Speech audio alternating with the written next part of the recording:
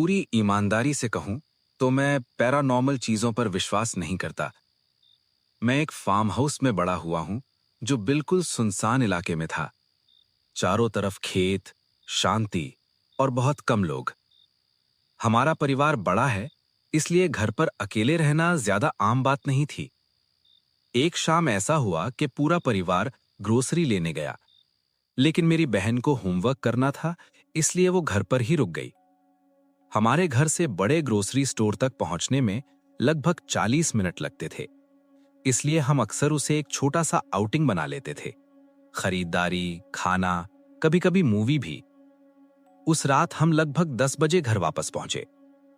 घर पहुंचते ही हमने देखा कि मेरी बहन पुराने सिस्टर्न के ऊपर बाहर बैठी थी और जोर-जोर से रो रही थी। हमने तुरंत पूछा, क्या हुआ? उसने बताया कि वो होमवर्क कर रही थी और साथ में टीवी भी चल रहा था। तभी उसे पीछे वाले मडरूम दरवाजे के खुलने की आवाज सुनाई दी और किचन के लकड़ी वाले फर्श पर कदमों की आवाज भी सुनाई दी।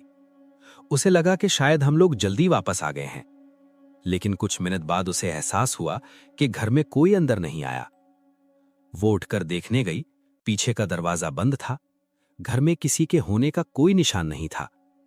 जो कार हम लेकर गए थे वो अभी भी घर पर नहीं थी। बाकी कारें वहीं खड़ी थीं जहां पहले थीं।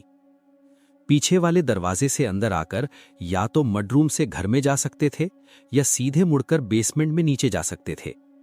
उसके दिमाग में यही आया कि शायद कोई बेसमेंट में चला गया है, लेकिन क्योंकि घर में किसी का होना नहीं चाहिए था, वो बुरी तरह डर गई। वो तुरंत घर से बाहर भागी, एक कार में जाकर बैठ गई, दरवाजे लॉक कर लिए। उस समय वो लगभग 13-14 साल की थी और वहीं छिपकर बैठी रही। वो 1 घंटे से भी ज्यादा समय तक कार में ही बैठी रही। फिर जब वो थोड़ा हिम्मत करके बाहर निकली और पीछे वाले दरवाजे की तरफ चलने लगी, तो उसके अनुसार दरवाजा उसके सामने खुद ही खुल गया और वहां कोई भी नहीं था। वो तुरंत वापस कार की तरफ भागी और ठीक उसी समय उसने हमारी कार को ड्राइववे में आते हुए देखा। वो और ज्यादा रोने लगी, बार बार यही कह रही थी कि घर में कुछ है। वो बहुत ज्यादा घबराई हुई हालत में थी और जोर देकर कह रही थी कि हमें बेसमेंट जरूर चेक करना चाहिए। मेरे पिताजी और मैं दोनों ही स्वभाव से ऐसी चीजों पर विश्वास करने वालों में से नहीं थे। सच कहूं तो मेरी बहन को पैरानॉर्मल शो देखने की आदत थी और वो खुद को डरा लेती थी। फिर भी हम दोनों बेसमेंट चेक करने गए।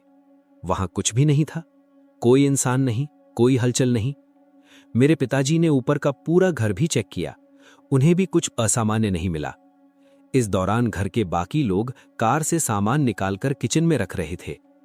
मैं आखिरी ग्रोसरी बैग लेकर अंदर आया, कार का दरवाजा बंद किया और घर के अंदर चला गया। तभी मेरी नजर बेसमेंट के सबसे पीछे वाले कमरे पर गई, जहां अभी भी लाइट जल रही थी। सामने वाले कमरों की लाइट स्विच से चलती थी, लेकिन पीछे वाले कमरों में पुल स्ट्रिंग से लाइट ऑन ऑफ होती थी। सीढ़ियों के एंगल की वजह से मुझे दरवाजे से आती रोशनी दिख रही थी, लेकिन बल्ब नहीं दिख रहा था। मैं कुछ सेकंड तक उस दरवाजे की तरफ देखता रहा, सोच रहा था नीचे जाकर लाइट बंद करूं या ऐसे ही छोड़ दूं। मैंने बस 2 कदम ही सीढ़ियों की तरफ बढ़ाए थे कि अचानक मुझे एक बिल्कुल साफ आवाज सुनाई दी, क चिंक, जैसे किसी ने पुल स्ट्रिंग खींची हो, और उसी पल लाइट बंद हो गई। मैंने तुरंत सोचा शायद पिताजी अभी भी नीचे होंगे। मैंने सामान किचन टेबल पर रखा और लिविंग रूम में चला गया। मेरे पिताजी पहले से अपनी कुर्सी पर बैठे थे, टीवी चल रहा था। मेरी मां ने मेरी बहन को शांत कर दिया था और उसे समझा रही थी कि उसने शायद कल्पना की होगी। मैं चुपचाप पिताजी के पास गया और धीरे से कहा कि आज रात मडरूम का दरवाजा लॉक कर देते हैं, क्योंकि सच कहूं, जब हम सब घर पर होते थे तो हम वो दरवाजा लगभग कभी लॉक नहीं करते थे। उन्होंने पहले मुझे देखा, फिर बिना कुछ पूछे बस सिर हिला दिया। मैं उस फार्म हाउस में लगभग 25 साल तक रहा और उस एक रात को छोड़कर मैंने वहां कभी कोई ऐसी चीज अनुभव नहीं की जिसे समझाया न जा सके। मेरी बहन को कुछ समय तक वो घर पसंद नहीं था, लेकिन बाद में वो भी सामान्य हो गई। लेकिन एक चीज है जो आज तक मेरे दिमाग से नहीं निकली, वो आवाज, वो कचिंक। आज भी जब उस रात को याद करता हूं, वो आवाज बिल्कुल साफ सुनाई देती है, जैसे कोई अब भी बेसमेंट की लाइट बंद कर रहा हो।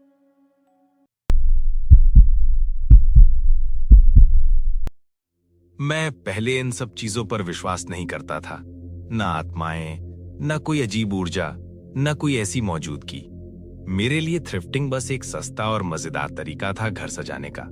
पुरानी चीजें लेना मुझे कभी अजीब नहीं लगा, जब तक कि मैंने अनजाने में एक चीज अपने घर में नहीं ला दी।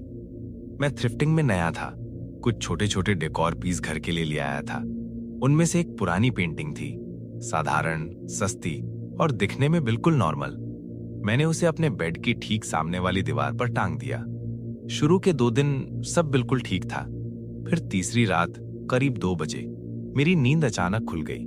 कोई आवाज नहीं थी, कोई सपना भी नहीं, बस ऐसा लगा जैसे किसी ने मुझे हल्के से जगा दिया हो।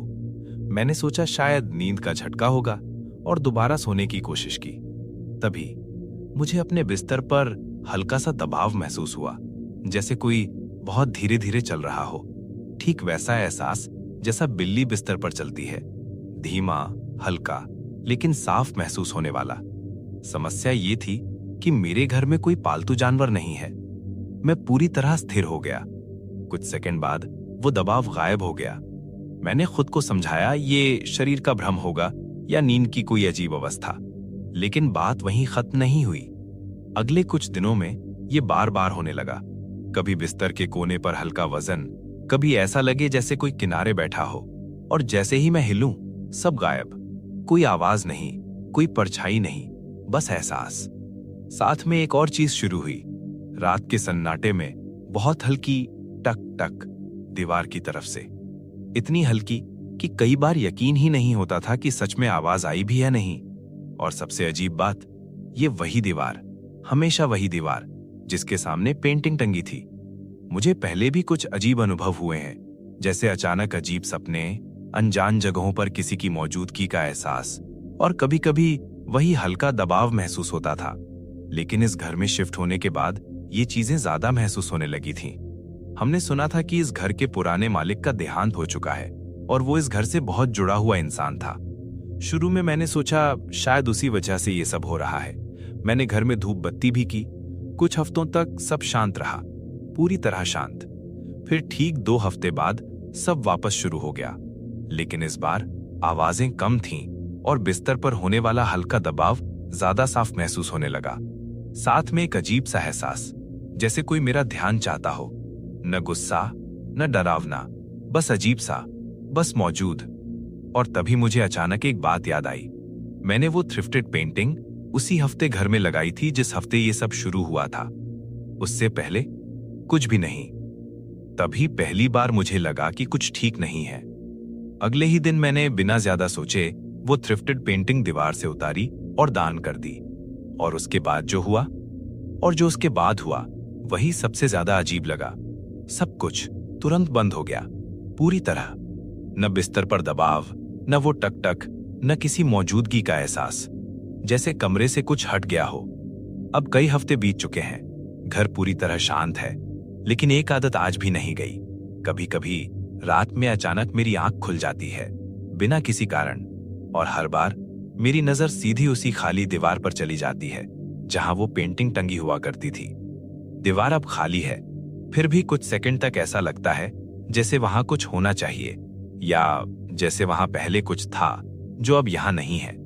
मैं ये नहीं कह रहा कि उस पेंटिंग में कुछ था, लेकिन इतना जरूर कहूंगा, उस पेंटिंग के घर में आने के बाद चीजें शुरू हुईं, और उसके जाने के बाद सब अचानक खत्म हो गया। तब से मैंने एक फैसला लिया है। मैं अब भी थ्रिफ्टिंग को बुरा नहीं कहता, लेकिन अब मैं कोई भी पुरानी चीज बिना सोचे समझे अपने घर के अंदर नहीं लाता। क्योंकि सच बताऊं, अगर वो सिर्फ एक आर्ट पीस था, तो उसके हटते ही कमरे का सन्नाटा इतना हल्का क्यों हो गया? और आज तक सोने से पहले मैं एक बार उस खाली दीवार को देखे बिना लाइट बंद नहीं करता।